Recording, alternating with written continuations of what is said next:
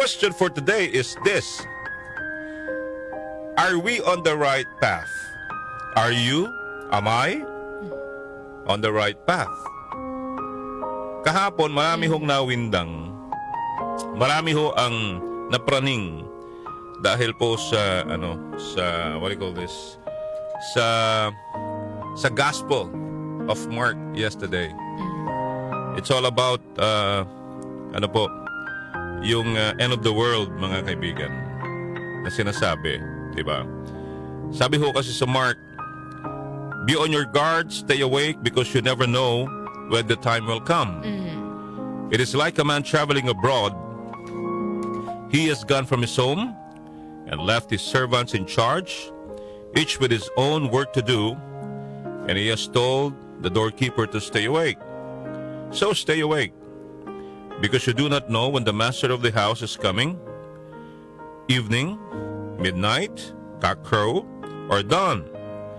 If he comes unexpectedly, he must not find you asleep. And what I am saying to you, I say to all, stay awake.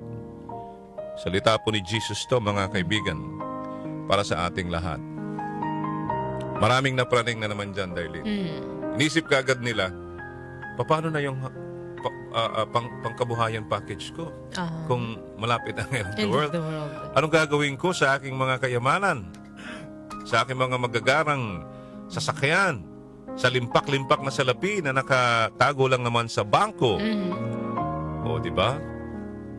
Ipasok nyo sa investment yan. Sa insurance yan na may investment.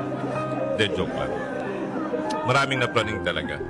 Yung sinasabing end of the world, na babalik na si Jesus, na hindi natin alam anong oras, anong araw, di ba? Gabi ba, araw ba, ano ba?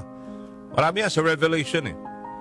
Mga kaibigan, wag masyadong dibdibin. Wag natin masyadong dibdibin. Sabi nga nila, let us put it in much larger and more meaningful perspective. Itong bagay na to. Kasi nasabi lang dito, Darlene, maging handa ka. Not physically, not emotionally, but most of all, spiritually. Diba? Kasi yun eh. Yung pang spiritual natin pamumuhay, mga kaibigan, dito sa mundong ibabaw na ginagalawan po natin. Wag lang natin paghandaan yung birthday mo, ano pa ba, Darlene? Yung birthday mo, yung kung anong celebration, di ba? Kundi paghandaan mo rin yung buhay mo dito sa lupa, spiritually. Di ba? Ang end of the world, mga kaibigan, ay end of you.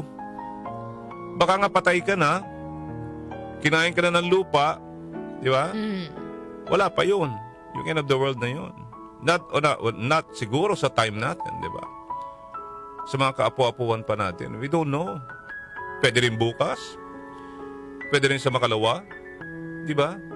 Diyos lamang ang nakakaalam niyan. Kaya, huwag kang mapraning. Huwag kang tawag dito, huwag kang mag-alala. Di ba? Kung ikaw ay may pananalig sa Diyos, wala kang dapat wala kang dapat hindi ka dapat mabahala. Di ba? Kahit ngayon pa, mag-end of the world. Kung alam mong may Diyos ka at alam mong ang Diyos ay nasa sa iyo, hindi ka dapat matakot. Di ba? That's life, mga kaibigan. We are not born para mabuhay ng habang buhay, forever. Wala. Di ba? Even the prophets, namatay. Di ba? Even yung mga sinaunang tao na talagang ginugulang kanilang sarili sa pagmiministro ng salita ng Diyos, di ba? Kung saan saang lugar, hindi rin naman ho sila tumagal, di ba? But ang tanong natin, are we on the right path sa buhay po natin ito? Sana nga daw po, maliban sa pagkain, maliban sa Christmas party, sa mga regalo, etc., etc., dapat pagkukulan din ho natin yung ating pananampalataya. Diba? Napakarami ho na nangyayaring mga events happening right now, right there, diba? All over the world. Correct. Diba? Sana lang isama natin sa panahong ganito, Darlene, the season of Advent, yung reflection. Diba? Pag nilay-nilayan natin, we should reflect sa buhay po natin. At ang sinasabi, Darlene, ang pakisuyo is make it deeper. Yeah. Deeper and more meaningful way. This Christmas season or this, call it season of Advent. Okay?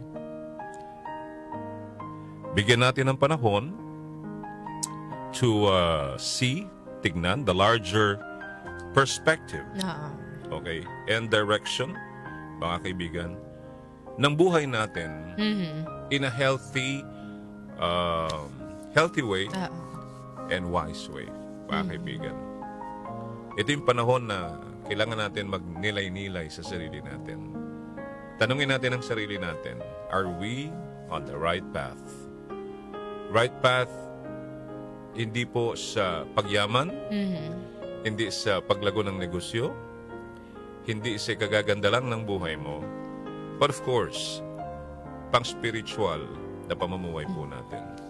Diba? Tanungin natin ang mga sarili natin, is this path, yung pong direksyon na tinatahak po natin ngayon, ma-achieve ko ba yung goals ko na gusto ko? Ano ba yung goal mo sa buhay, kapatid?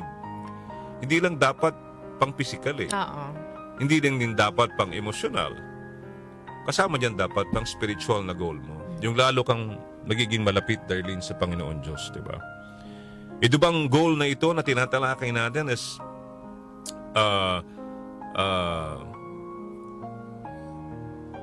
ito ba yung mga kasamahan din natin with good and moral people na pwede akong makisali, diba?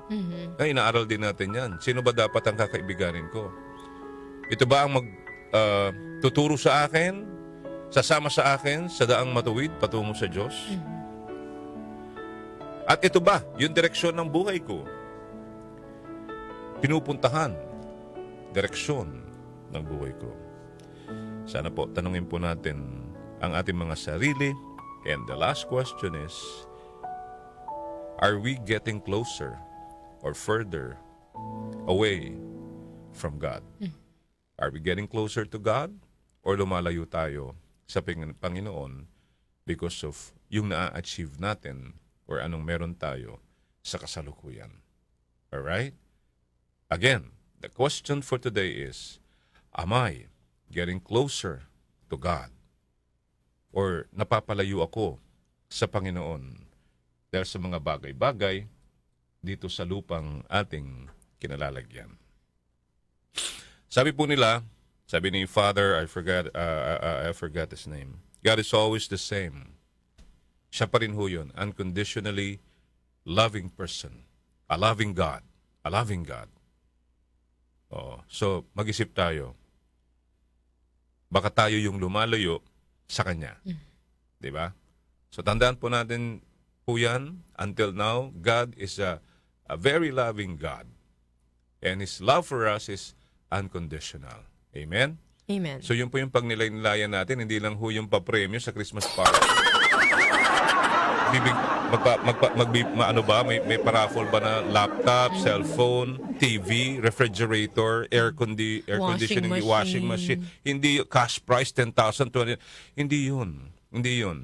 Ano lang ho yun? Palamuti lang sa buhay natin yan. Mauubos din ho yan, masisira din ho yan pagdating ng panahon. Pero yung pang-spiritual na pamumuhay, the relationship with God, yun yung tatagal.